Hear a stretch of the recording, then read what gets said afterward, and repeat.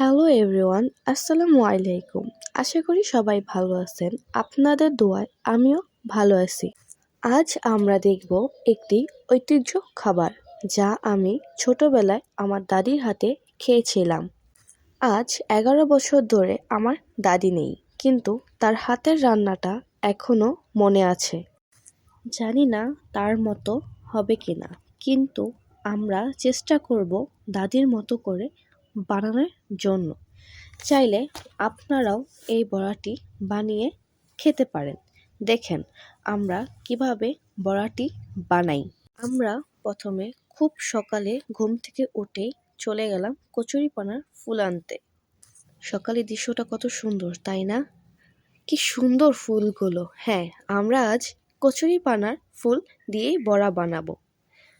দেখেন আমার আম্মু, আমার ভাইয়া ফুলগুলো তুলতেছে। আজ এগুলা দিয়েই আমরা বড়া বানাবো। আমরা এখন বাসায় চলে যাচ্ছি। দেখেন ফুলগুলো কত সুন্দর, সকালের আকাশটাও কত সুন্দর। তাই তো গ্রামের মানুষ এত সকালে ঘুম থেকে ওঠে।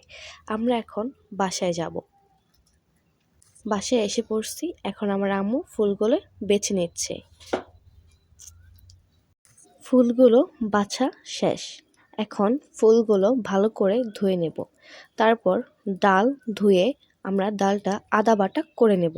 তারপর একটা বাড়িতে ফুল নেব, ডাল বাটা, বেসন, আদা রসুন বাটা, পেঁয়াজ মরিচ কুচি এবং চালের গুঁড়া, লবণ, হলুদ, ম্যাগি মশলা দিয়ে ভালো করে মাখিয়ে নেব।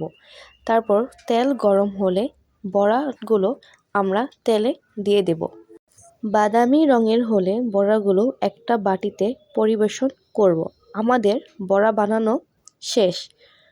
বড়াগুলো আমার দাদির মতোই হয়েছে। আমার দাদির আর আমার আম্মুর হাতের রান্না একই রকম। আমার দাদির জন্য সবাই দোয়া করবেন। ফেসবুক পেজে ফলো করে দেবেন এবং ইউটিউব চ্যানেলটা সাবস্ক্রাইব করে দেবেন। নিচে ক্যাপশনে লিংক দেওয়া থাকবে। আল্লাহ হাফেজ, আসসালামু আলাইকুম।